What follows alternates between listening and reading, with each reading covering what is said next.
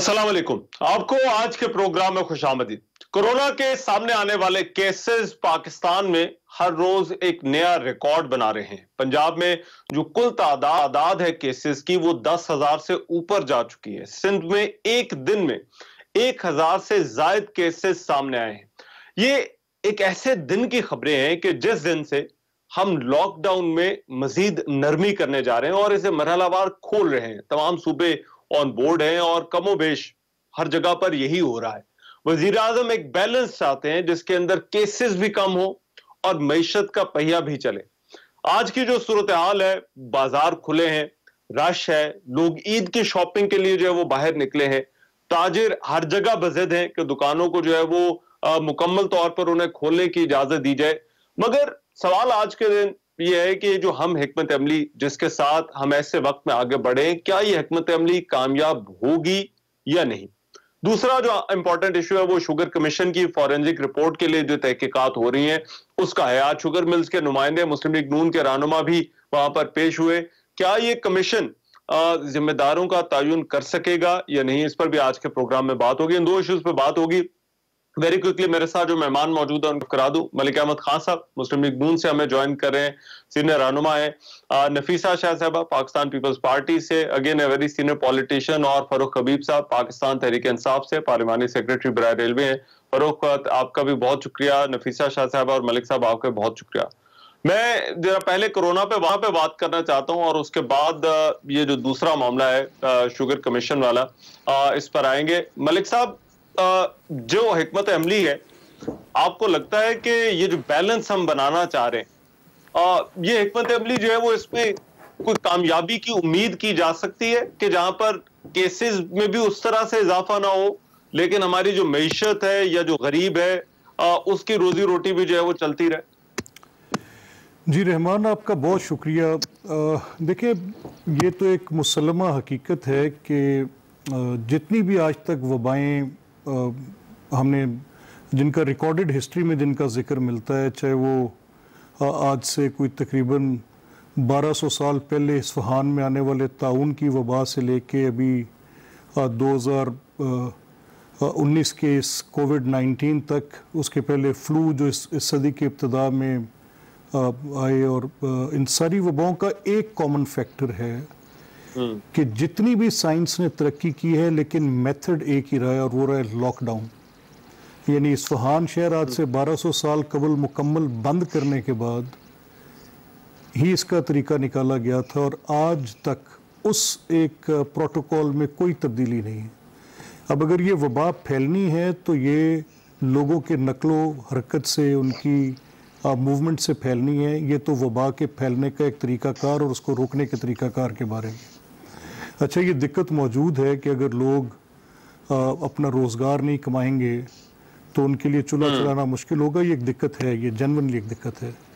लेकिन क्या वबा को रोकना और चूल्हे चलाने के दरमियान जो एक रास्ता था, उसके लिए ज़रूरी था कि ये ईज डाउन जैसे किए जाते और गवर्नमेंट के अपने सपोर्ट पैकेजेस जो थे, क्या वो भी सोशल डिस्टेंसिंग को कॉम्प्रोमाइज़ करने के मुतरादिफ थे या नहीं थे। ये सारी बहस अब एडमिनिस्ट्रेटिव एक्शंस की तरफ चलेगी। बदकिस्मती से ये बहस पहले पब्लिक सेफ्टी वर्सेस इकोनॉमी रही, फिर पब्लिक सेफ्टी वर्सेस रिलीजन बन गई कि मसाजिद खुलें कि ना खुलें।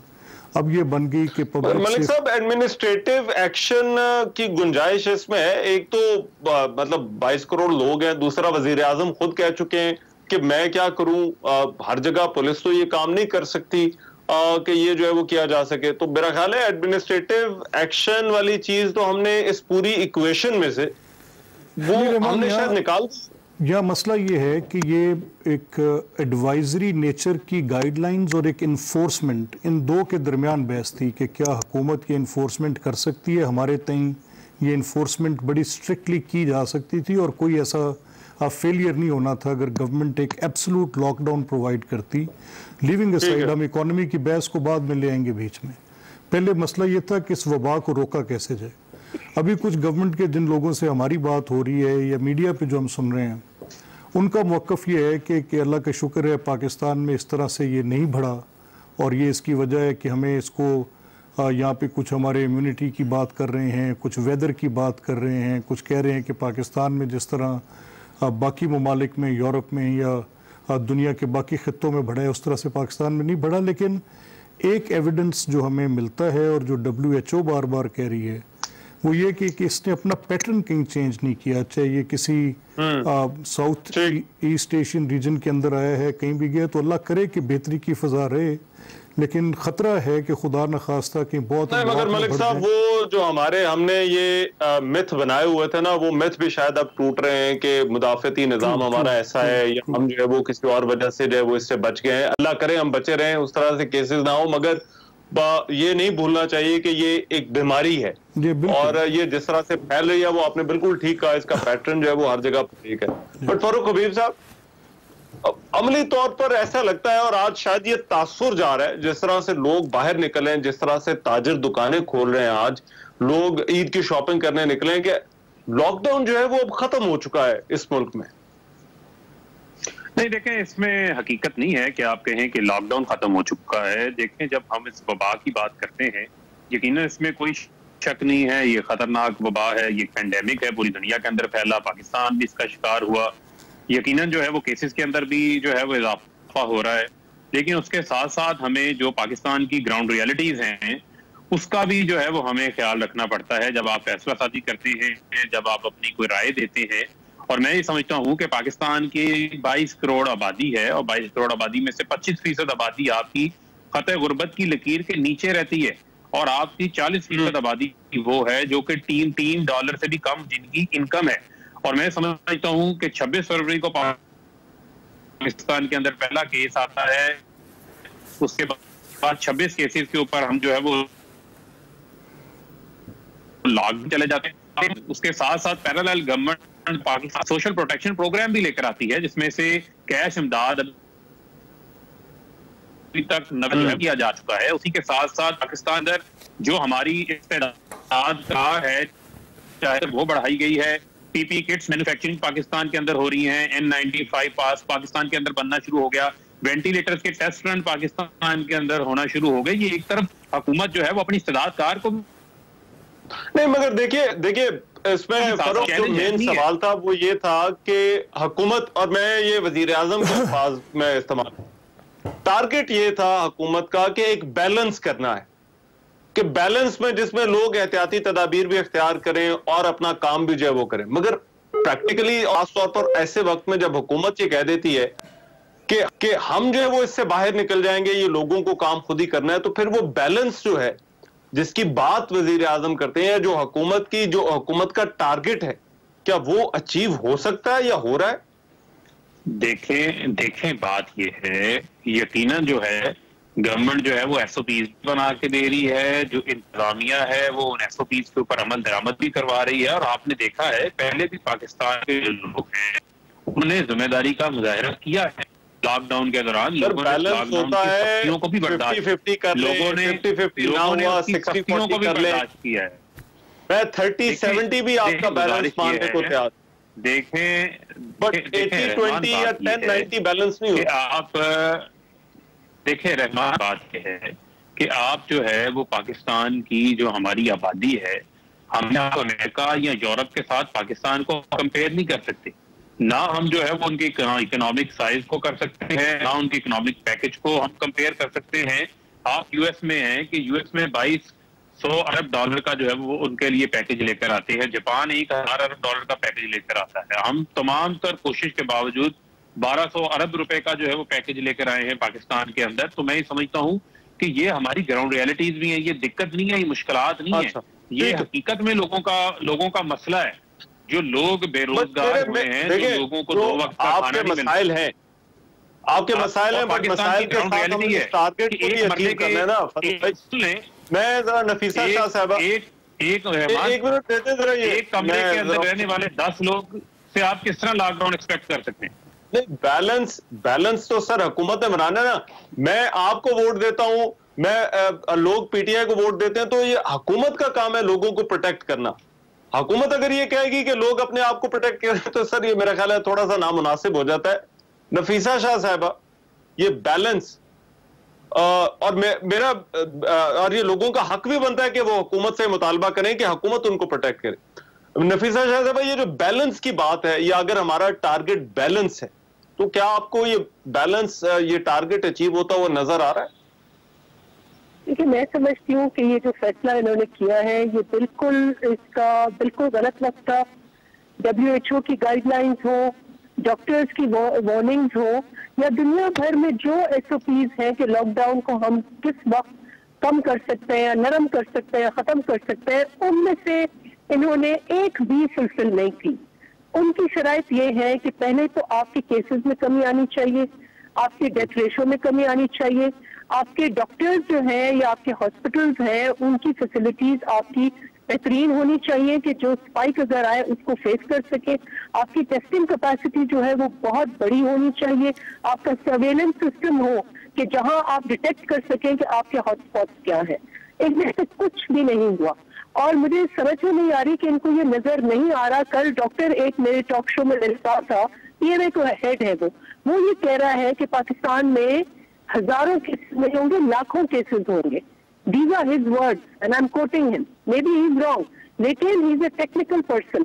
उसके पास कोई ऐसी नॉलेज है जिसकी बुनियाद पर वो कह रहा है। ये सीन स्पाइक मेरे अपने डिस्ट्रिक्ट में खैरपुर पीर जो गोट में 350 लोगों को उन्होंने टेस्ट किया है, जिसमें से 250 लोग पॉजिटिव निकले, 70% लोग पॉजिटिव निकले।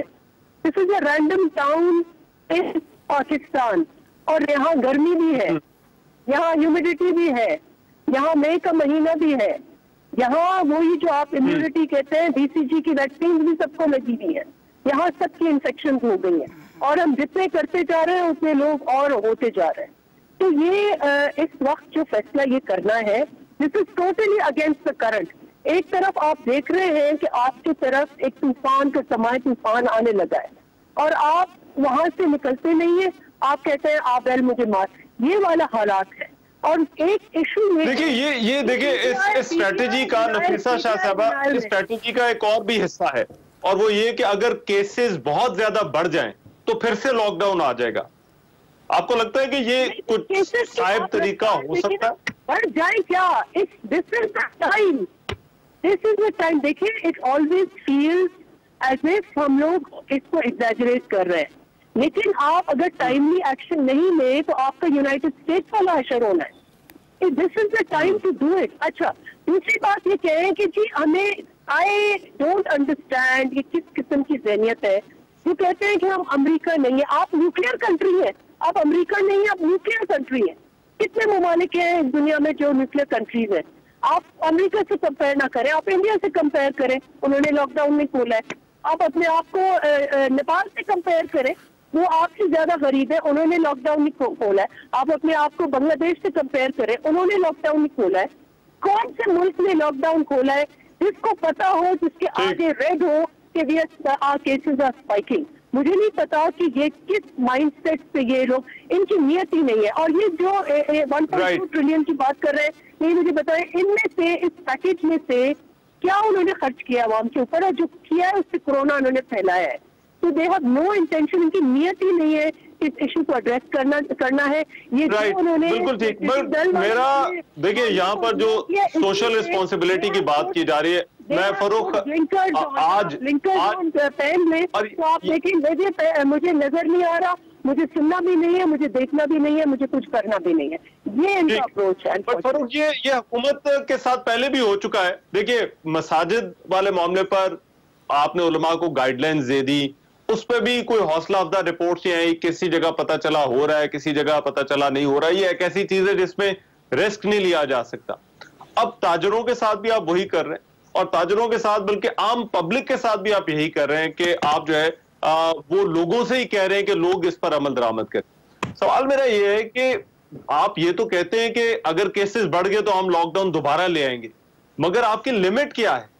कितने केसेस का हुकूमत जो है वो इंतजार कर रही है कि छूटेंगे तो हम जो है वो फिर वापस लॉकडाउन ले आएंगे? ये जरा मुझे बताएं। देखें, बात ये है कि यहाँ पर वो कहते हैं कि बगल में छुरी मुंह में राम,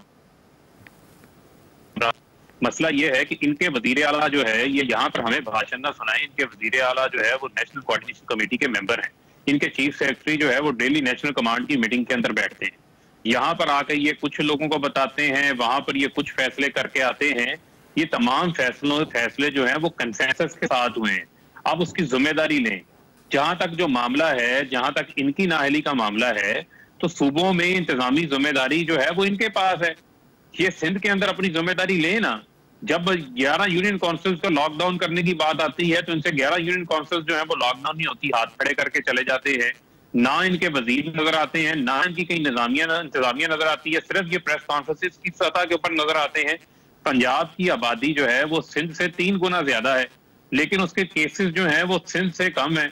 इसी तरीके से जो है वो सिंध के अंदर सबसे पहले लॉकडाउन हुआ, बड़ा इफेक्टिव हुआ, इन्होंने बड़े ढोल बजाए, तो वहां पर केसेस क्यों नहीं कम है?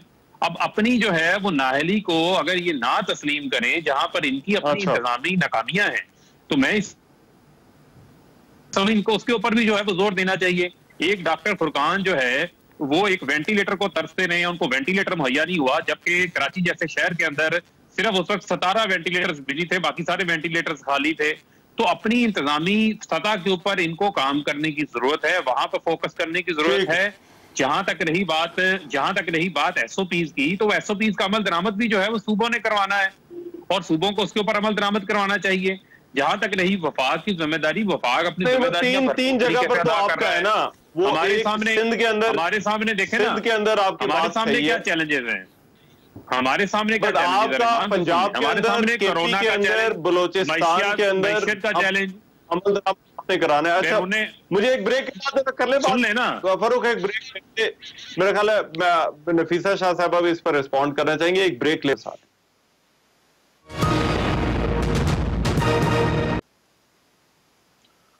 ब्रेक के बाद प्रोग्राम में एक मरतबा फिर से खुशामदीद। जो बात हो रही थी कोरोना के हवाले से, हिकमत अमली क्या कामयाब होगी या नहीं, हो सकती है या नहीं। नफीसा शाह साहब आप रिस्पॉन्ड कर दीजिए वेरी ब्रीफली, फिर then I have to move to the other topic जो शुगर कमीशन वाला है। देखिए, पहले पंजाब का तो बिल्कुल एग्जाम्पल ना दे, क्योंकि पंजाब के figures are dubious. I challenge them, I call for an inquiry. Testing कम कर रहे हैं। अगर सिंध ने 6000 टेस्ट किए हैं, तो अगर आपकी पॉपुलेशन डबल है तो आप 12000 टेस्ट करें, फिर आपको पता लगेगा आप में कितना कोरोना है। आप 4000 टेस्ट कर रहे हैं। अभी एलिगेशन सोशल मीडिया भरा पड़ा हुआ है। इनसाइड स्टोरी ये है कि ये डेथ रेशो को भी कम करते आ रहे हैं, उसको लेवल आउट कर रहे हैं। एक हफ्ता ये देखते हैं कि सिंध के फिगर्स कितने हैं, सिंध के फिगर्स देखते हैं, फिर उसके हिसाब से ये टेस्टिंग करते हैं। ये इनके हालात है। तो पंजाब के figures are dubious, challenge, very serious allegation. अगर ये बात दुरुस्त है, रहमान, मैं इसमें रहमान मुझे मौका देंगे। रहमान ठहरे, मैं जो भी नफीसा बीबी कह रही है, मैं इसको सब्सटेंशिएट कर देता हूँ। देखिए, पंजाब के अंदर एक अदारा है पंजाब में, पंजाब फोरेंसिक साइंस लैब। उसकी टेस्टिंग कैपेसिटी है 1500 की एक दिन के अंदर। मैक्सिमम यूटिलाइजेशन उसकी है 250 टेस्ट एक दिन के अंदर। 1250 टेस्ट करने की सलाहियत और है, लेकिन ये टेस्ट नहीं करवा रहे। तो इससे बड़ा एविडेंस और मिल नहीं सकता। फरूक एक सेकंड, मुझे सिर्फ एक लास्ट में मुझे एक कमेंट कर लेने दें, फिर उसके बाद आप आ जाएं। सेकेंडली, कल आपकी जो पूरी थ्योरी समझ आई है वो ये आई है कि आपके गवर्नमेंट के लोग अब ये कहना शुरू कर दिए हैं, कल मीडिया पे भी कह रहे थे कि आप कर रहे हैं कि टेस्ट कर रहे हैं, ट्रैक कर रहे हैं और फिर ट्रेस कर रहे हैं। इसको आप स्मार्ट लॉकडाउन कह के और कह रहे हैं कि इस तरीके से हम इसको लेके चलेंगे। हमारा एक कस्बा है कसूर के अंदर, इलाहाबाद, उसके अंदर एक कोरोना का केस आया, स्ट्रीट को लॉकडाउन किया, चंद दिनों के बाद दोबारा वहां पर टेस्टिंग हुई, रैंडम टेस्टिंग हुई, 50 के करीब लोग आए, एक भी आपके किसी सेंटर में नहीं है सर। यह है प्रैक्टिकल पोजीशन। और आपने जब रिलीफ एक्टिविटी की 5-5 हजार लोग एक जगह पर आपने इकट्ठा किया, शुमार जो है वो छुपा रही है। These are the hard facts। देखें बात ये है तो आपके पूरे हिकमत अमली क्वेश्चन में आ जाएगी ना। सुन लेना, आपके शुमार ठीक नहीं है, सुन लेना रहमान, हिकमत बनाई हुई गलत। रहमान ये सुन लें, इस वक्त जो है वो पंजाब के हर डिविजनल हेडक्वार्टर के अंदर एक BSL लेवल 3 की लैब जो है वो कायम कर दी गई है, वो अपना काम कर रही हैं। पंजाब में 1,30,000 टेस्ट हो चुके हैं। सिंध के अंदर जो है वो सिर्फ 70,000 टेस्ट हुए हैं। ये मैं आपको फिगर्स दे रहा हूँ, फिगर्स को आप जाकर जहां से मर्जी जो है वो चेक कर लें, ऑथेंटिक फिगर्स हैं। और जो बात हो रही है स्मार्ट सैंपलिंग की, स्मार्ट सैंपलिंग आप लोग, आपकी इतनी सलाहत कार नहीं है कि आप चौकों के ऊपर खड़े होकर जो है वो लोगों के इशारों के ऊपर खड़े होकर टेस्ट शुरू कर दें। उसमें आप मीडिया के टेस्ट कर रहे हैं, पुलिस के कर रहे हैं, मेडिकल पैरामेडिक्स के कर रहे हैं, डॉक्टरों के कर रहे हैं, मेडिकल स्टोर्स के कर रहे हैं, जो डिपार्टमेंटल स्टोर्स हैं, वो लोग जो कि एक्सपोज हैं लोगों के सामने, उनके टेस्ट किए हैं। पंजाब में अभी 4,000 लोगों की जो स्मार्ट सैंपलिंग का रिजल्ट आया, उसमें से 200 केसेस जो हैं वो पॉजिटिव आए, जिसमें को 5% वो केसेस बनते हैं। तो मैं समझता हूं कि अगर ये कह रहे हैं केसेस की इतनी बड़ी तादाद है, तो मुझे ये बताएं, अभी तक अस्पतालों के बाहर इमरजेंसियां भरी जा चुकी होती, रश लगा होता अस्पतालों के अंदर, ऐसी सूरत हाल नहीं है। ये आप जो है वो मिस इंटरप्ट ना करें, आप चीजों को जो है वो लोगों के अंदर खौफ ना फैलाएं, क्योंकि मुझे पता है कि आपका काम है मायूसी फैलाना, मुझे पता है आपका काम है मायूसी फैलाना, लेकिन ना मायूसी नहीं है, ना इतने हालात। ये रहमान जरा मुझे आप बात कर रहे रहमान मैं एक सेकंड देखें, सिंध के अंदर जो है फारूक साहब नहीं, आई टेक रहमान एक सेकंड यार, रहमान एक second, I take a very serious objection to what Farooq has said. हम बिल्कुल मायूसी नहीं फैला रहे, और ये इनकी स्टेटमेंट इंतहाई गलत स्टेटमेंट है। हम हार्ड फैक्ट्स की बात कर रहे हैं, और उसके नतीजे पे ये जाती तौर पे हमें इस चीज का मुल्ज़िम गिरदान रहे हैं कि हम मायूसी। एक सेकंड ठहर जाए ना, बात सुन लें। आपको ये हक हासिल नहीं है, आपको ये हक हासिल नहीं है कि आप इस तरह की स्टेटमेंट्स दें और कहें कि मायूसी फैला रहे हैं। एक्चुअली आप कर क्या रहे हैं, मैं आपको बताता हूं। मैंने आपको दोनों बातें जो कही हैं, मैं दोनों खत्म करने खत्म कर दें। देखिए, मैं जो कह रहा हूं, मैं आपसे ये कह रहा हूं कि आप जो नफीसा बीबी ने कहा, मैंने आपको सब्सटेंशिएट कर दिया। आपका हक बनता था एज गवर्नमेंट ऑफिशियल के बजाय मुझे कोसने के, आप उसकी तस्दीक करते। अगर फोरेंसिक साइंस की लैब से उसके 75% आप टेस्ट कैपेसिटी को यूटिलाइज नहीं कर होंगे, उतने जाएंगे ना। और नहीं भाई, तो बात तो सुने ना, एक सेकंड बात सुने। आप लोगों ने एक वतीरा पकड़ लिया आके दूसरों को इस तरह कहने का, आप लोगों ने किया क्या था? नहीं, आपने क्या किया? यूके से बुलाया, वो टार्जन बाहर ही नहीं आता। तो ये जो यार ये कुछ तरीका, क्या आप क्या बात कर रहे हैं? ऊपर बिला वजह आप तनकीद शुरू कर देते हैं। नहीं तो क्या करें? नहीं है ये जो ये टार्जन की और ये जिस तरह की गुफ्तगू आप करते हैं, ये आपका पब्लिक डिस्कोर्स का तरीका आपका। आप ऐसे आके बात शुरू कर देते हैं। बोलने मुझे आपसे ऊंचा बोलना आता है। आप बोल लें। आप ऊंचा बोलने से आपको कौन ये हक देता है? आपको ये कौन हक देता है कि आप जब आकर बैठते हैं कि हम मायूसी फैला रहे हैं? आपने एक वतीरा पकड़ लिया। आपको पब्लिक डिस्कोर्स में बात करने का तरीका ही नहीं आता। आप वो फिगर्स दें। टार्जन क्या टार्जन और ये जो है ये मार्केटों का गट्टा इकट्ठा किया हुआ है। To the discussion, what type of discussion पे वापस आते हैं। जरा नफीसा शाह साहब करने के ढंग, ये राइट मलिक साहब जरा ठंडे हो जाए। फारूक साहब आप भी जरा, नफीसा शाह साहब बात करने के नहीं पता ही लोगों को। अच्छा मलिक साहब जरा हौसला। जी नफीसा शाह साहब।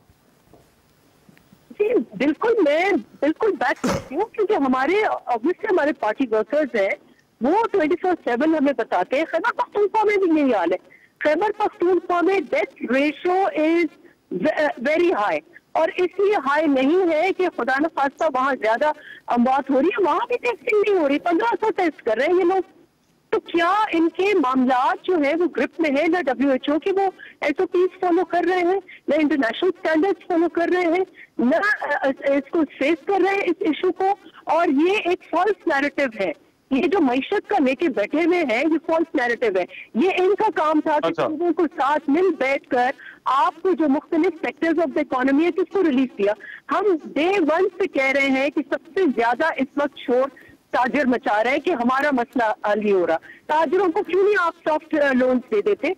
क्यों नहीं आप सॉफ्ट लोन उनको दो महीने के लिए घर बैठाएं, बैठ जाएंगे, और आपकी जो ओनली एसेंशियल सर्विसेज रिलेटेड आपकी फैक्ट्रियां चलनी चाहिए। और इस वक्त आपने चले मुझे एक ब्रेक लेने दे। मैं नफीसा बीबी मैं एक ब्रेक पर जा रहा हूं, मैं वापस आ रहा हूं क्योंकि मुझे दूसरा इशू भी डिस्कस करना है, शुगर कमीशन वाला। वहां पर आज मुस्लिम लीग नून के रहनुमा भी पेश हुए हैं, इस पर इस ब्रेक बात।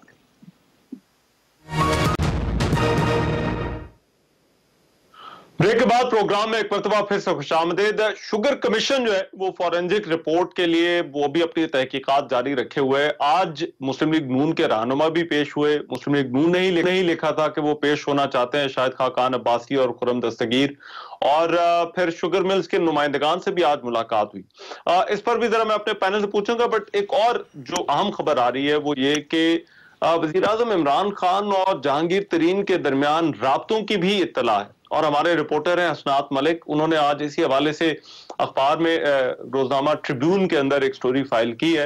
मैं जरा चाहता हूँ जरा पहले उनसे बात कर लें। हसनात, बहुत शुक्रिया हमें ज्वाइन करने का। हसनात, ये क्या मामला है? हमने तो सुना था बहुत ज्यादा दूरियां हो गई हैं इमरान खान और जहांगीर तरीन के दरमियान, मगर अब ये राब्तों की इत्तला जो है वो आ रही है, ये क्या मामला क्या है? जी रहमान साहब, जैसा कि आपको पता है कि जब शुगर क्राइसिस की रिपोर्ट आई तो उसके बाद ये जहांगीर तरीन साहब की तरफ से ये एक मतलब एक वाज़े यानी जो है वो दिया गया प्रज्यूम कि जी टारगेट उनको किया जा रहा है, उनको डिफेम किया जा रहा है इस रिपोर्ट के से। और उसके बाद उन्होंने खुद एडमिट किया कि मेरे वो तल्लुकात इमरान खान से नहीं रहे जो पहले थे, मतलब वो तल्लुकात में कोई थोड़ा मतलब सर्दमोरी आई है। लेकिन अब जो हमें जो जहांगीर तरीन साहब के करीबी ज़राए हैं वो बता रहे हैं कि जी इमरान खान और जहांगीर तरीन के दरमियान जो है राब्ता बहाल हो गया है, दोनों का एक दूसरे से मतलब कांटेक्ट रहता है, मैसेजेस एक्सचेंज होते हैं, डिस्कशन होती है, और उनकी जो मुलाकात है दोनों के दरमियान वो जब ये कमीशन की रिपोर्ट आएगी उसके बाद होगी। और कमीशन की रिपोर्ट के हवाले से जहांगीर तरीन के जो करीबी लोग हैं वो ये बताते हैं कि कमीशन को कोई चीज ऐसी जो है वो जहांगीर तरीन साहब के खिलाफ कोई चीज नहीं मिली, तो वो बड़े कॉन्फिडेंट हैं कि जी कमीशन में जहांगीर तरीन के खिलाफ कमीशन की रिपोर्ट में कुछ नहीं होगा, और उसके बाद जो है वो मुलाकात होगी और उसी तरह फिर उनके जो तल्लुकात हैं वो दोबारा मतलब वो उसी तरह बहाल हो जाएंगे। अच्छा, मगर हसनात मुझे बताइए, एक तो आप ये कह रहे हैं कि राब्ते बराह रास्त हैं, और दूसरा, और ये जहांगीर तरीन के जराए का ये दावा है, दूसरा ये मुलाकातों की जरूरत या इन राब्तों की जरूरत जो है वो क्यों पेश आ रही है? वजीर आजम भी ज़ाहिर बात है ऑन बोर्ड हैं अगर इस चीज से, इससे वो राब्ते कर रहे हैं जहांगीर तरीन से, तो इन राब्तों के पीछे वजह क्या है, कहानी क्या है? रहमान साहब, एक तो जो एक तबका है पीटीआई में वो तो जहांगीर तरीन साहब के खिलाफ था, और जहांगीर तरीन साहब बरबला कह रहे थे कि वो आजम खान के अलावा असद उमर और इन लोगों का नाम ले रहे थे, शफकत बबूत, जब ऑफ द रिकॉर्ड उनसे बात होती थी लोगों से, और इवन ऑन द रिकॉर्ड वो कहते। लेकिन जो इलेक्टेबल से पंजाब में वो जब भी इमरान खान साहब से मिलते या जो भी, तो वो इनको यही बावर कराते कि जी जहांगीर तरीन जो है वो नागुज़ीर हैं, उनको अगर आप करेंगे तो बड़ा नुकसान होगा। इवन जहांगीर तरीन साहब को की जो करीबी लोग हैं वो ये दावा करते हैं कि बहुत से इलेक्टेबल जो हैं वो उन्हें इंश्योर करते थे अपनी पूरी सपोर्ट, और उन्हें मतलब हर किस्म की जो है ताउन की यकीन दहानी कराते थे। तो ये वो मामला था, क्योंकि आपको पता है पंजाब में पहले ही हालात बड़े मतलब वहाँ मुश्किल है। प्रजिलाई साहब ने जो मतलब ऑलरेडी जो इमरान खान साहब के हवाले से स्टेटमेंट देनी शुरू कर दी पीएमएलक्यू की तरफ से, तो पंजाब में वैसे भी जो बताया जा रहा है कि वहाँ जो और भी ताकतवर हल्के हैं वो पंजाब की गवर्नेंस से मुतमईन नहीं है, और पंजाब में तब्दीली आने का इम्कान है। और ये लग रहा है कि कहीं ऐसा ना हो कि उसमें जो पीएमएलक्यू है वो कहीं नून लीग के साथ मिलके और मामलात अपने वो ठीक कर ले और चीफ मिनिस्टर के उम्मीदवार हो जाएं। तो इस वजह से इमरान खान को एक आदमी की जरूरत है जो पंजाब में इफेक्टिव हो और वो पीटीआई को इंटैक्ट रखे, और पीटीआई अगर उन्होंने ठीक है, बहुत शुक्रिया तब्दील भी Hasnat, thank you so much. Malik साहब, जो शुगर कमीशन आज आपके भी लोग पेश हुए हैं, ये दूसरी तरफ ये राब्तों की भी इतला है, आपको लगता है ये काम हो जाएगा जितनी हाइप बनी थी इस रिपोर्ट के हवाले से? देखिए रहमान, इसके दो बेसिक इश्यूज हैं। पहला ये कि इसकी कलेक्टिव रिस्पॉन्सिबिलिटी कैबिनेट की, ये कैबिनेट की अप्रूवल से हुआ है। पहले पंजाब की काबीना का चीफ मिनिस्टर ने या फेडरल, पहले पंजाब का और फिर वफाक का, दोनों, मतलब पहले प्रोविंशियल के पहले चीफ मिनिस्टर पंजाब ने इसकी अप्रूवल दी, फिर उसके बाद फेडरल गवर्नमेंट का ये कलेक्टिव रिस्पॉन्सिबिलिटी का मामला है। ये सिर्फ किसी शुगर कमीशन की सिफारिशात पर नहीं किया गया, ये काबीना ने इसको किया। इसकी एक्सपोर्ट की इजाज़त देने का इख्तियार भी काबीना के पास था। मसला सिर्फ ये, अगर सरप्लस थी बाहर भेजते कोई एतराज़ ना होता, क्या उसका रेट 25 रुपए का जो इजाफा किया गया, ये इस पर सवालिया निशान उठा। और अगर ये इसकी सरप्लस थी और फिर उसके इजाफे करने के बाद और फिर शुगर केन की प्राइसेस का एक जो पहले कंट्रोल था कि किसान को जो कीमत दी जाती उसके अंदर एक कमी लाई गई, तो ये तीनों चीजें मिलके पब्लिक एट लार्ज को रिप ऑफ करने के मुतरादिफ थी। ठीक, अब नफीसा शाह साहबा, क्योंकि बहुत बड़ा एक इशू पहले भी उस वक्त बना और पीटीआई ने इसका बड़ा क्रेडिट भी लिया, आपको लग रहा है कि चीजें इस पर ऑन ट्रैक रहेंगी और कोई एक्शन जो है वो आपको नजर आएगा, आपको उम्मीद है? देखिए, जो टाइम लाइन्स खुद वजीर आजम ने दी फॉरेंसिक रिपोर्ट्स की, वो तो तितर बितर हो गई। मुझे लग रहा है कि क्योंकि इसमें अगर ये रिपोर्ट खुद इस हुकूमत को आईना दिखा रही है, फैसला साजी इनकी गलत थी, टाइमिंग इनकी गलत थी, रेट्स जो सेट किए वो गलत थे, तो अगर कलेक्टिव रिस्पॉन्सिबिलिटी है तो पहले तो वजीर आजम और काबीना को फारिग होना चाहिए और वजीर आला पंजाब और उनकी काबीना को फारिग होना चाहिए कि क्योंकि उन्होंने ऐसी पॉलिसी दी जिससे फिर अपने इर्द गिर्द के उनके लोग जो उनको फाइनेंस कर रहे हैं, उनके जो ATMs हैं, वो उनके बेनिफिशरीज हैं। दोनों इनके राइट एंड लेफ्ट और उनके ऊपर क्या अकाउंटेबिलिटी हुई है अभी तक? तो आई थिंक ये सारी एक डिसेप्शन है और असल मसला ये है कि आपको इस वक्त कोरोना को इनको फेस नहीं करना। इनको जो लोकस्ट का इतना सीरियस इशू है, जो फूड सिक्योरिटी का इशू बनेगा, उसको तो उन्होंने इतना मिस हैंडल किया, उसके ऊपर भी प्लीज आधा पौना प्रोग्राम कर ले। आपके ज़राअत, ठीक है, बिल्कुल नहीं, उस पर भी बात होनी चाहिए। मैं ठीक है, एक ब्रेक ले रहा हूँ। फारूक, जरा माजरत, आपको टाइम नहीं दे सका, ब्रेक के बाद I will have your response on this.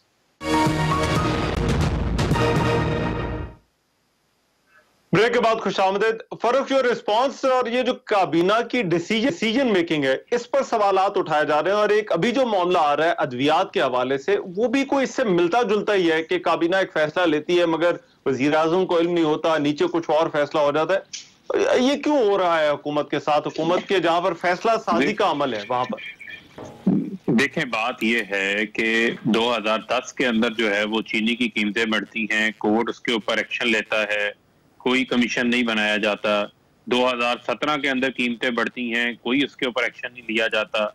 22 अरब रुपए की सब्सिडी जो है वो चीनी के ऊपर तो PMLN के दौर में दी गई है और बहुत बड़ी सब्सिडी की रकम जो है वो शरीफ खानदान की अपनी मिलों को मिली है।